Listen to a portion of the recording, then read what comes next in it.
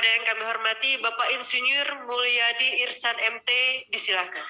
Terdengar Bapak Ibu sekalian? Terdengar. Baik, terima kasih atas waktunya. Bismillahirrahmanirrahim. Assalamualaikum warahmatullahi wabarakatuh. Selamat siang, salam sejahtera untuk kita semua. Tabi pun. Yang terhormat dan kita banggakan Bupati Lampung Timur dan Pak Wakil Bupati yang hadir, Ketua dan anggota DPRD Lampung Timur, para asisten, tampak hadir asisten 2, asisten 3, Kabupaten Lampung Timur, hal khusus Kepala Bapeda Lampung Timur, para kepala OPD yang hormat, wal khusus Pak Dr. Nasir dari akademisi, tokoh masyarakat, tokoh adat, tokoh budaya, teman-teman pers yang hadir. Saya mohon izin sesuai apa yang disampaikan oleh pihak panitia akan memberikan masukan saran. Bapak Ibu sekalian, seperti kita ketahui tadi sudah menyimak paparan dari Kepala Bapeda Lampung Timur bahwa Lampung Timur ini adalah, kalau bisa saya sebut, Kabupaten Anugerah. Jadi Kabupaten Anugerah yang dianugerahi Tuhan dengan segala kelengkapannya, baik dari aspek geostrategis, sumber daya alam, sumber daya manusia, dan berbagai macam dukungannya. Jadi tinggal bagaimana potensi ini yang tentunya harus dimaksimalkan. Jadi tahun 2021 ini menjadi benchmarknya, menjadi home base-nya tahun dasar sebagai momentum kebangkitan Lampung Timur. Karena Lampung Timur punya potensi dan punya kapasitas. Nah, itu kunci awalnya. Tinggal bagaimana nanti effortnya, strateginya terhadap pembangunan 5 tahun ke depan. Yaitu ketika tahun 2026 sebagai bukti janji visi seorang kepala daerah terkait dengan pembangunan yang dilakukan. Nah, ini sebagai kata kuncinya, bagaimana nanti segenap keunggulan yang ada di Lampung Timur, yaitu keunggulan komparatif, bisa kita drive, bisa kita dorong menjadi keunggulan kompetitif. Nah, ini kata kunci dalam rangka 2021-2026 sebagai bentuk komitmen dari semua pemangku yang ada, baik pimpinan dan semua jajaran yang ada di situ. Nah, selanjutnya kami dari Bapeda Provinsi Lampung akan mencoba menawarkan menggunakan metode 5M dalam menyusun RPJMD Kabupaten Lampung Timur, yaitu bagaimana nanti terkait memaknai RPJMD itu, bagaimana nanti marwah RPJMD itu, terkait bagaimana nanti memadukan kesesuaian RPJMD baik dengan nasional maupun dengan provinsi, dan juga terakhir bagaimana mengukur capaian yang telah dilakukan baik setiap tahun maupun dalam 5 tahun. Nah, jargon 5M ini tentunya bisa menjadi panduan kawan-kawan di Lampung Timur dalam rangka penyusunan RPJMD-nya. Yang pertama, bagaimana memaknai, M yang pertama memaknai RPJMD itu, kita sepakat bahwa RPJMD sebagai dokumen naskah guidance tuntunan 5 tahun ke depan dalam bangunan Lampung Timur. Nah, ini yang harus dipahami betul, bahwa ini adalah janji seorang kepala daerah untuk pembangunan 5 tahun ke depan. Di situ terkandung ada visi dan misi dan agenda kerja utama kepala daerah. Betapa pentingnya RPJMD ini bukan serta-merta hanya dokumen pelengkap yang diminta dalam rangka melengkapi persyaratan terpilihnya kepala daerah. Nah, ketika ini sudah dipahami betul terkait makna daripada RPJMD itu, baru langkah ke depan akan lebih konstruktif, akan lebih terdengar Bapak Ibu sekalian, akan lebih konstruktif terhadap capaiannya. Bahkan Komisi Pemberantasan Korupsi pun sudah membuat surat edaran nomor 8 tahun 2021 bahwa penyusunan RKPD setiap tahun itu harus mengacu terhadap RPJMD. Jadi ini makna ini yang seyogianya harus dipahami oleh kita semua ketika dalam rangka menyikapi nilai strategis keberadaan RPJMD. Dia juga nanti akan menjadi alat kontrol untuk instrumen pengendalian, satuan pengawasan internal, dan juga oleh pihak Bapeda, dan juga dimanfaatkan sebagai instrumen pengendalian oleh semua OPD yang ada di Kabupaten Lampung Timur, dan juga bisa melihat sebagai ruang politis, baik oleh Bupati maupun DPRD. Nah dari situ ketika sudah paham dan sudah bisa memaknai RPJMD itu bagaimana? M yang kedua yaitu mekanisme. Selanjutnya Bapak Ibu sekalian terkait dengan mekanisme penyusunan RPJMD, kita tahu 2026 ini adalah merupakan fase keempat dari perjalanan RPJPD Lampung Timur 2005-2025. Jadi saat ini kita berada di fase keempat.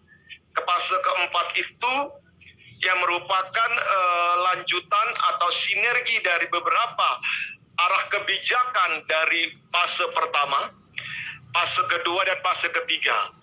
Ketika di tahun pertama dalam RPJPD itu sudah dibuat kerangkanya, kerangka dasar. Jadi ini pondasi kesejahteraan di Lampung Timur. Selanjutnya dari kerangka dasar dan pondasi itu di fase kedua, bagaimana memanfaatkan kerangkanya. Nah, ini kondisi real yang siogyanya memang ada di Lampung Timur. Di fase ketiga tahun 2016-2020 itu sudah harus dimantapkan. Ya, nah saat ini kalau mengacu kepada arah kebijakan, kita sudah berada di kondisi mempertahankan. Nah, mempertahankan ini memang nggak mudah. Mempertahankan kemasyarakatan. Yang ini yang harus nanti kita cross cutting, kita cek kembali dengan upaya penyusunan RPJMD yang ada. Nah, tentunya beranjak daripada apa yang telah dicapai dalam fase ketiga kemarin. Bagaimana capaian indikator kinerja dalam RPJMD 2016-2020 itu menjadi pedoman dalam penyusunan. Selanjutnya juga akan dilihat bagaimana menyikapi kondisi lingkungan atau kajian KHLAS-nya, kajian lingkungan hidup strategiknya. Nah, ini yang harus menjadi pedoman sebelum nanti menjadi konten teknokratiknya dalam rancangan awal. Ini yang harus disiapkan oleh teman-teman di Lampung Timur, bagaimana nanti RPJMD ini bisa menjawab isu-isu terkini terhadap pembangunan di Lampung Timur. Saya yakin dalam konten mekanisme ini apa yang menjadi konten Ranwal maupun pembahasan dari konsultasi publik maupun dengan DPRD sampai nanti diajukan ke pemerintah Provinsi Lampung, didiskusikan sehingga nanti ditetapkan akan memperoleh kemudahan dan kelancaran dalam waktu 60 hari. Nah, ini yang memang harus dipedomani. Saya yakin bahwa penyusunan perencanaan ini sudah memang by system, artinya sudah melingkupi semua pemangku kepentingan yang ada di Lampung Timur, yang notabene ada kurang lebih 1,2 juta penduduk di Lampung Timur, tanpa terkecuali dari berbagai masyarakat, budayawan, tokoh, dan ulama, umaroh yang ada di Lampung Timur, dan juga kan benefit dan impact-nya itu terasa sekali oleh masyarakat. Dengan juga melihat terhadap fakta-fakta yang ada saat ini, yaitu evidence itu menjadi dasar dalam penyusunan RPJMD. Dan juga bagaimana penyusunan ini sesuai dengan kondisi secara holistik di Kabupaten Lampung Timur maupun di Provinsi Lampung, bagaimana penyusunan tematik dan prioritas dalam satu jangkaan waktu bagaimana mengintegrasikan semua konten pembangunan dan OPD yang ada, dan bagaimana RPJMD ini nanti mengikat erat dengan RT RW-nya. Ketika ada 5.300 km persegi luasan Kabupaten Lampung Timur yang merupakan terluas di kabupaten, di 15 kabupaten kota yang ada, ini bisa menjadi satu kekuatan. Kemarin saat konsultasi saat musrenbang RKPD di Lampung Timur, ada usulan yang mengingini bahwa masyarakat sangat menginginkan bahwa Sukadana itu bisa didorong menjadi pusat kegiatan wilayah yang saat ini kondisinya masih dalam bersifat. Nah, inilah saatnya ketika nanti kebijakan tata ruang yang ada tentunya menjadi penguatan terhadap penyusunan RPJMD yang ada. Ini yang harus menjadi pemahaman kita semua bagaimana mekanisme penyusunan. Nah, selanjutnya Bapak Ibu sekalian, bagaimana nanti konten tata ruang yang ada di Kabupaten Lampung Timur, karena Lampung Timur ini merupakan anugerah, dia memiliki daratan dan juga memiliki lautan. Jadi isu-isu potensi kelautannya itu yang luar biasa, isu-isu daya dukung daratannya ini akan terintegrasi dengan baik dalam penyusunan tata ruang. Kami persilahkan nanti teman-teman di Lampung Timur akan juga lebih kreatif dan inovatif membuat PKL-PKL baru. Apakah nanti Labuhan Meringgai sebagai PKL baru, apakah nanti ada di Wawakarya, di Jabung, apakah nanti di lokasi-lokasi yang baru yang merupakan upaya pertumbuhan kawasan baru. Nah, ini yang harus dilakukan untuk menyikapi ketika RT RW nanti itu seyogyanya kawin dengan RPJMD-nya. Demikian juga dengan kondisi daya tampung dan daya dukung yang ada di Lampung Timur juga menjadi perhatian sehingga menjadi rekomendasi dan persyaratan dalam Permendagri 86 2017. Nah, ini juga harus disiapkan, harus menjadi bahan rujukan ke provinsi untuk diproses secara pra-validasi dan validasi sehingga penyusunan RPJMD 2021-2026 ini berjalan dengan lancar. Selanjutnya setelah setelah mekanisme, bagaimana marwahnya daripada RPJMD itu, karena tertuang di sini visinya adalah rakyat Lampung Timur berjaya. Ini kami catat setelah Lampung Tengah, yang kedua Lampung Timur yang membranding visinya adalah Lampung Berjaya. Terima kasih atas nama pemerintah Provinsi Lampung, artinya sudah bersinergi, sudah selaras dengan apa yang diharapkan Bapak Gubernur, Bapak Insinyur Arina Junedian, Ibu Wakil Gubernur, Ibu Husni Halim, untuk mewujudkan rakyat Lampung Berjaya.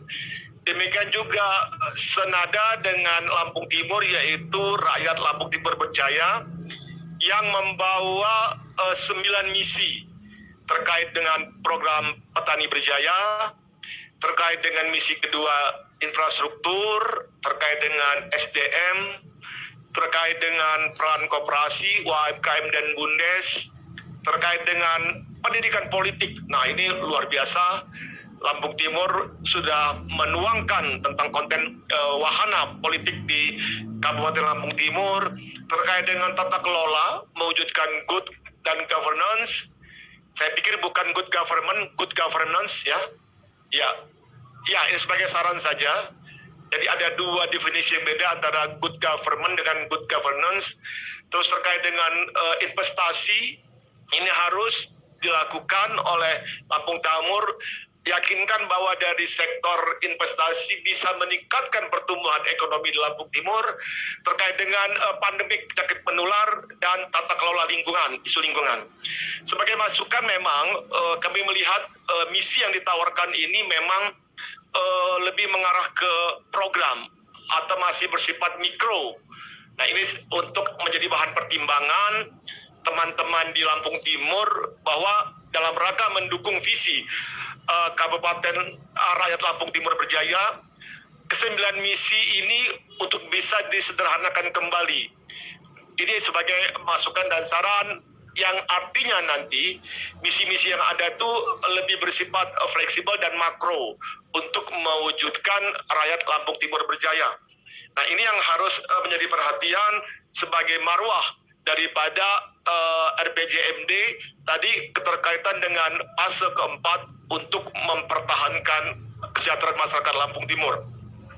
Bila dilihat dengan keselarasan apa yang menjadi visi Bapak Presiden RI, Bapak Jokowi, bahwa terwujudnya Indonesia maju yang berdaulat, mandiri, berkepribadian dan berlandaskan gotong royong, ini sudah sejalan dan selaras dengan visi yang ada di Lampung Timur. Demikian juga dengan provinsi, yaitu bagaimana rakyat Lampung berjaya. Kalau 9 misi yang ada di RPJMN ini, apa mungkin ini angka keramat yang menjadi pedoman dari Kabupaten Lampung Timur juga untuk menyusun 9 misi. Namun saran kami artinya misi yang ada harus lebih bersifat makro terhadap perwujudan visi yang ada. Bila dilihat dari konten misi yang ada di nasional, ini juga selaras terkait dengan kondisi kualitas manusia, terkait dengan ekonomi, terkait dengan pembangunan yang merata, terkait dengan isu lingkungan hidup, terkait dengan budaya, terkait dengan konten sistem hukum, perlindungan segenap bangsa, terkait dengan pemerintahan dan juga kerangka negara kesatuan.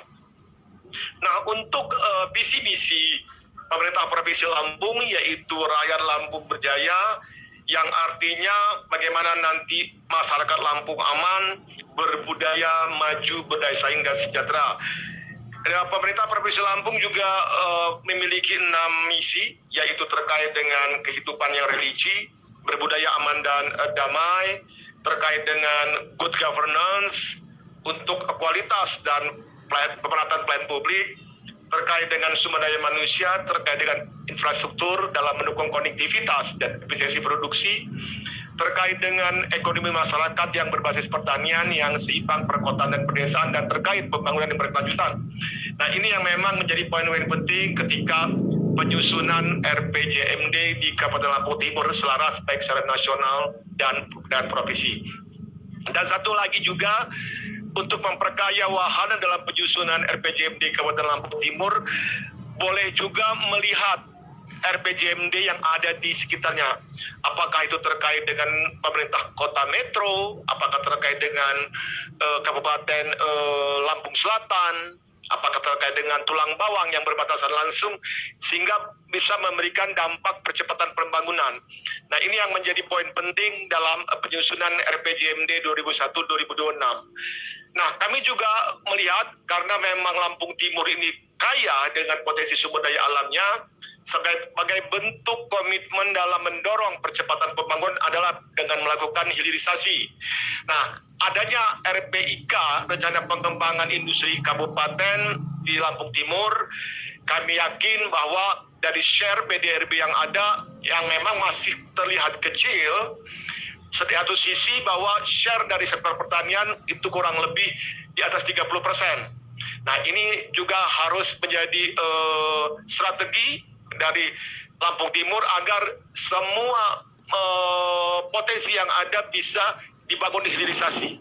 Apakah nanti potensi padi, gabah keringnya bisa menjadi beras, terkait dengan potensi jagung, ubi kayu, dan berbagai potensi yang ada di Lampung Timur untuk memperoleh nilai tambah sebagai wujud kesejahteraan masyarakat di Lampung Timur.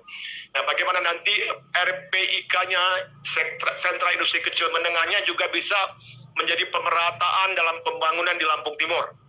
Nah, ini yang memang harus menjadi perhatian, dan juga kami berharap apa yang menjadi tujuan pembangunan berkelanjutan juga menjadi kelengkapan dalam penyusunan RPJMD di Lampung Timur. Isu-isu terhadap 17 goal yang ada, ini akan menjadi kelengkapan dalam penyusunan RPJMD di Lampung Timur. Nah, tentunya ini harus sudah menjadi perhatian teman-teman di Lampung Timur untuk menyelaraskan bahwa penyusunan RPJMD di Lampung Timur berbasis tujuan pembangunan berkelanjutan. Yang lain terkait dengan RT RW dan KLHS sudah saya jelaskan sebelumnya. Selanjutnya, bagaimana kita melihat angka-angka makro ekonomi di Lampung Timur. Dari tadi disampaikan Pak Kepala Bapeda bahwa kami melihat dari data BPS yang ada bahwa dari pertumbuhan ekonomi di Lampung Timur bila menggunakan asumsi dari sektor pertambangan itu pada posisi minus 0,13. Bila tidak memperhitungkan dengan kondisi pertambangan, terbalik ya, maaf saya terbalik. Itu minus 0,13 hanya minus 2,29. Jadi kalau memperhitungkan dengan mengalami kontraksi minus 0,29, ini bila dibandingkan dengan kabupaten kota lainnya.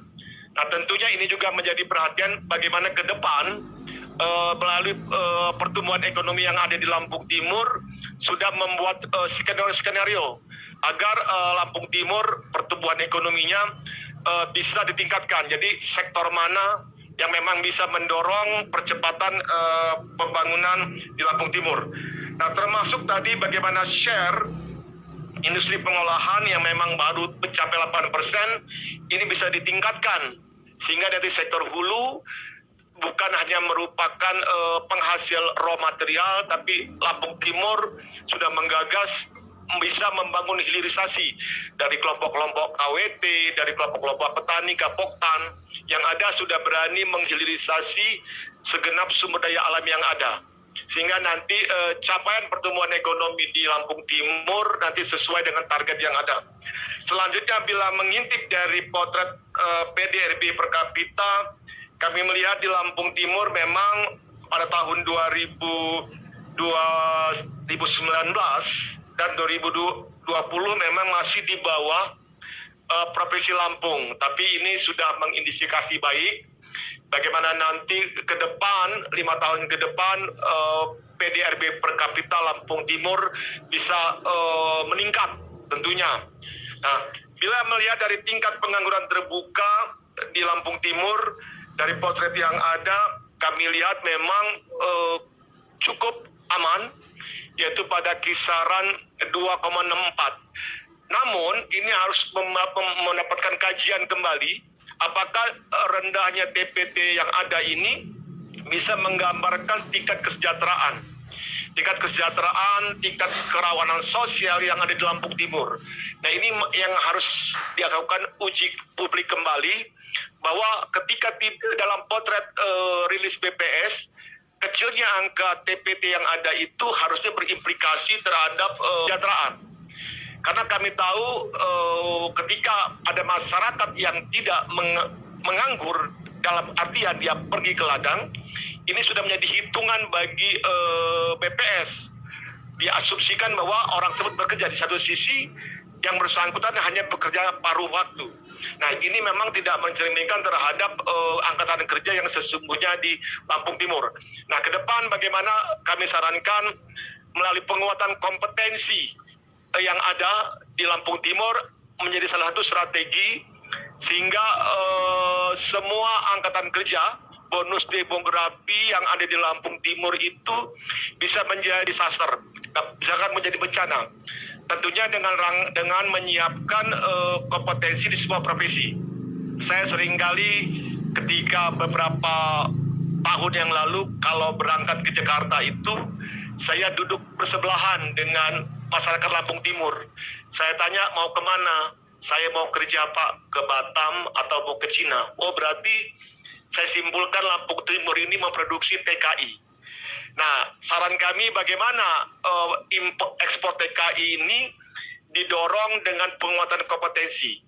Di semua profesi baik petani, baik TKI, semua profesi yang ada akan dikawal dengan penguatan sertifikasi kompetensi. Nah ini yang harus dilakukan. Demikian juga dari potret IPM yang ada di Lampung Timur memang agak sedikit berimpitan dengan provinsi yang saat ini provinsi mencapai 69,69. Sedangkan di Lampung Timur 69,37. Artinya masih berimpit, tapi karena provinsi merupakan kumulatif dari semua kabupaten yang ada, kami harapkan ke depan Lampung Timur posisi IPM-nya berada di atas Provinsi Lampung, sehingga tidak terlihat ketimpangan yang ada antara kabupaten satu dengan lainnya di Provinsi Lampung. Apresiasi bahwa sektor angka harapan hidup sudah baik di Lampung Timur. Demikian juga dari sektor komposit pendidikan di angka harapan lama sekolah sudah baik, namun masih ada PR di rata-rata lama sekolah, yaitu masih berkisar di angka 7,6. Artinya Bapak Ibu sekalian, bahwa masih ada masyarakat di Lampung Timur yang berusia 25 tahun ke atas hanya mencapai pendidikan pada kelas 2 SMP.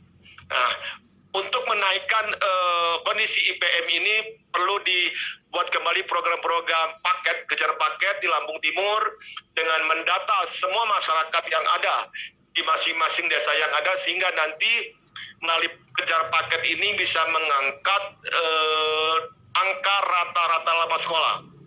Demikian juga dengan pengeluaran per kapita di Lampung Timur sudah baik. Tadi ini selaras dengan PDRB per kapita di Lampung Timur. Namun adanya hilirisasi, adanya berbagai macam program diharapkan bisa memberikan penguatan terhadap pendapatan per kapita di Lampung Timur. Selanjutnya, bila melihat kondisi kemiskinan, nah ini yang menjadi perhatian kita semua ketika saya cukup kaget melihat bahwa Lampung Timur itu bertengger di posisi keempat. Posisi ketiga termiskin di Provinsi Lampung. Ini dibuktikan dengan adanya kemiskinan makro sebesar 14,62%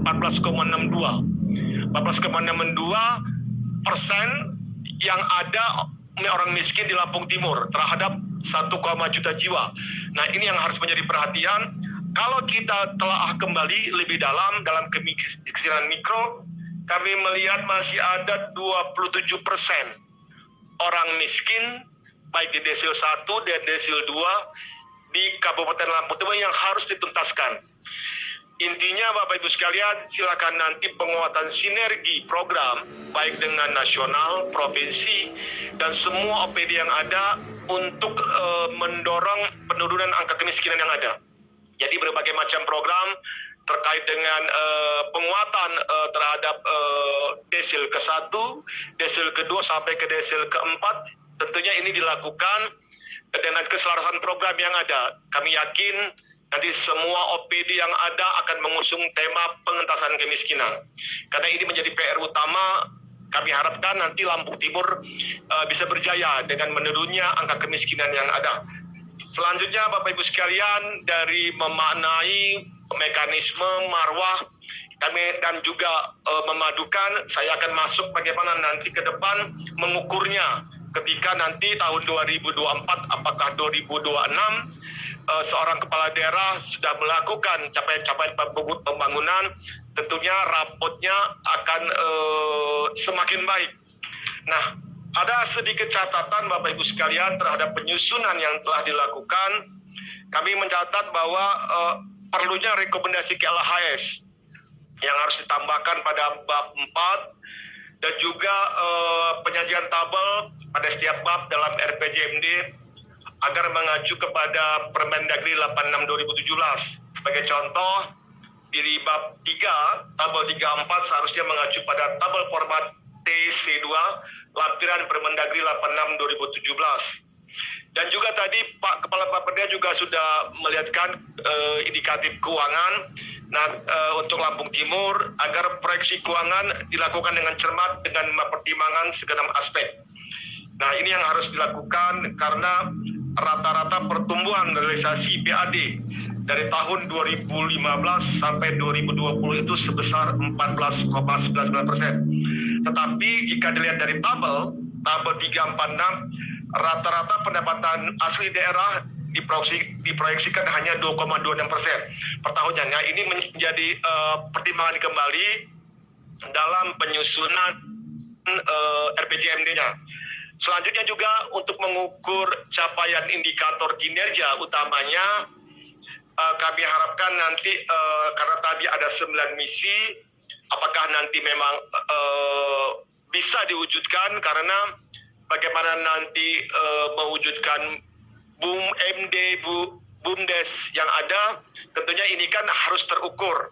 Nah, ini menjadi saran kami agar mempertimbangkan kembali misi-misi yang ada agar lebih bersifat makro terhadap perwujudan visi yang ada untuk lebih memudahkan terhadap target capaian di Lampung Timur. Dan sebagai masukan, karena kondisi yang ada, ya ini saat ini pandemi COVID-19, dan kita sedang dalam pemulihan ekonomi dan kesehatan, kami juga menyarankan agar target yang ditetapkan nanti tidak terlalu optimis. Dan kami menyarankan juga adanya keselarasan, perlu meninjau kembali dan mempertajam target dan indikator tujuan dan sasaran yang dirumuskan dalam kondisi spesifik, achievable, realistik, dan time based. Sehingga sebagai contoh yaitu IKU-nya pada bab 8 perlu ditinjau kembali indikator persentase partisipasi masyarakat dalam pemilu kada dan pilpres. Karena mengingat pelaksanaan kegiatan tersebut tidak dilakukan setiap tahun. Ini yang akan menjadi perhatian bagi teman-teman Lampung Timur. Juga indikator capaian rata-rata penanganan penyakit menular dan penanggulangan narkotika dan mitigasi bencana, karena ini terkait ketersediaan data dan pengukuran terhadap capaiannya. Ini untuk dilihat kembali terhadap penyusunan RPJMD-nya. Dan juga penyusunan RPJMD 2021-2026 tentunya harus berpedoman terhadap Kemendagri 3708 tahun 2020 tentang verifikasi dan validasi, yaitu pemutahiran klasifikasi, kodifikasi, dan nomenklatur perencanaan, pembangunan, dan keuangan daerah. Untuk itu agar dipastikan program yang dicantumkan di tabel 72-nya sudah mencakup dan memayungi kegiatan dan subkegiatan register perangkat daerah. Bapak Ibu sekalian yang saya hormati, kalau ditinjau dari berbagai proyek strategis nasional yang ada di Lampung Timur, kami mencatat ada pembangunan bendungan Marga 3. Kami harapkan nanti target peningkatan produktivitas padi tentunya akan lebih meningkat di Lampung Timur. Demikian juga ketersediaan air baku dan konsep konservasi air. Dan juga ada munculnya potensi-potensi pariwisata baru di Lampung Timur dengan keberadaan program strategis nasional di Lampung Timur. Dan terima kasih Bapak Ibu sekalian di Lampung Timur terkait dengan bagaimana ikut juga mendukung terhadap program Bapak Gubernur dan Ibu Wagub, yaitu Kartu Petani Berjaya. Kami harapkan Kartu Petani Berjaya ini bisa menjadi jembatan antara pemerintah dengan petani, bisa menjawab semua permasalahan petani terkait dengan pupuk, akses pasar, akses keuangan, terkait permasalahan benih, ya, terkait dengan kemampuan saprotan ini bisa terjawab dalam KPB di Kabupaten Lampung Timur. Dan satu lagi kami melihat ada ini program nasional, yaitu pembangunan perikanan rajungan berkelanjutan, itu ada di Lampung Timur, karena kondisi ini merupakan menjadi dukungan nasional ketika ada 10-15% potensi rajungan yang merupakan spesifik khusus, yaitu rajungan blue crab. Ini memang sama seperti yang ada di Amerika, bisa menjadi satu kekuatan dalam pengembangan perikanan di Lampung Timur. Tinggal bagaimana juga akan diimbangi dengan adanya pengurangan kerusakan lingkungan yang ada di pantai Lampung Timur. Demikian juga ke depan kami harap, karena Lampung Timur memiliki pantai, terkait dengan hasil-hasil perikanan akan mampu didorong dihilirisasi, sehingga akan menjadi nilai tambah bagi masyarakat petani di Lampung Timur. Saya pikir Bapak Ibu sekalian, ini menjadi perhatian kami dalam rangka penyusunan RPJMD di Kabupaten Lampung Timur.